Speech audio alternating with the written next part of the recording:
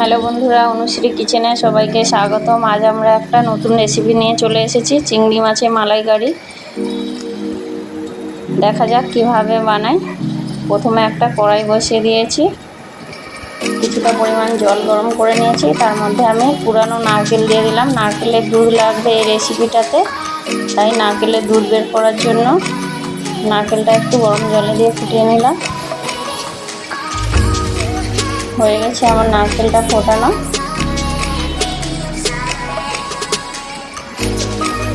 এবারে আমি এটা ঢেলে নেব।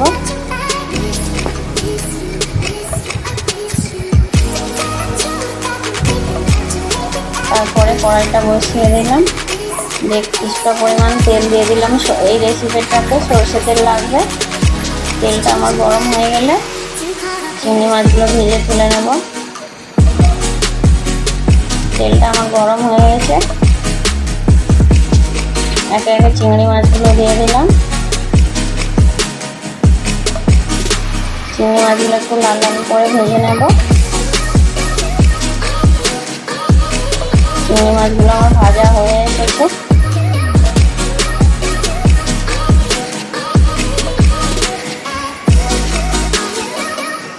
আমি চিংড়ি মাছগুলো তুলে নেব।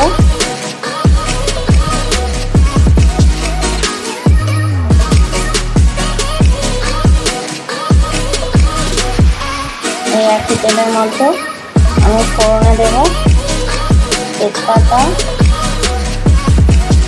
আর গোটা গরম মশলা দিয়ে আমি গ্রেট করে রাখা পেঁয়াজগুলো দিয়ে দিলাম। পেঁয়াজগুলো একটু লাল লাল করে ভেজে নেব। পেঁয়াজগুলো আমার একটু ভাজা হয়ে এসেছে। এর মধ্যে আদা রসুন বাটা দিয়ে দিলাম। আদা রসুন বাটার কাঁচা গন্ধটা যাওয়া অবধি আমি নাড়াতে থাকবো।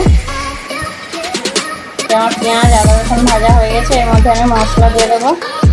আগে থেকে আমি একটা পেস্ট তৈরি করে রেখেছিলাম, দইয়ের সঙ্গে জিরের গুঁড়ো, হলুদের গুঁড়ো, লঙ্কার গুঁড়ো, সেটা আমি দিয়ে দিলাম। দিয়ে কিছুটা পরিমাণ মশলাটা কষিয়ে নেব। মশলাটা তেল ছাড়া অবধি। এর মধ্যে আমি একটু জল ব্যবহার করব না, ওই নারকেলে বের করা দুধটাই ব্যবহার করব। মশলা আমার ভালো করে কষানো হয়ে গেছে, তেল ছেড়ে গেছে। এর মধ্যে আমার নারকেল থেকে বের করা দুধটা দিয়ে দিলাম। এটা ভালো করে ফুটিয়ে নেব।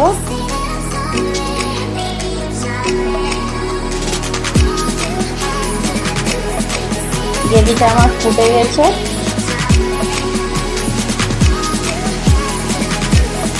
ভেজে রাখা চিংড়ি মাছগুলো দিয়ে দেবো, দিয়ে ভালো করে ফুটিয়ে নেব। গ্যাসটা আমি মিডিয়ামে রাখবো। সামান্য পরিমাণ চিনি দিয়ে দিলাম আর হাফ চামচ লবণ দিলাম। যেটা আমি ভালো করে ফুটিয়ে নেব। অনেক বেশি ঝোল থাকবে না, গ্রেভি গ্রেভি হবে এই রান্নাটা। সেটা কাঁচা লঙ্কা দিয়ে দিলাম। আমার ভালো করে ফুটে গেছে। এটা ফুটতে ফুটতে আমি গরম মশলার গুঁড়ো দিয়ে দেবো। গরম মশলার গুঁড়োটা দিয়ে ফোটালে এই চিংড়ির মধ্যে একটা ভালো টেস্ট আসবে। হয়ে গেছে আমার, দেখুন কালারটাও কত সুন্দর এসেছে।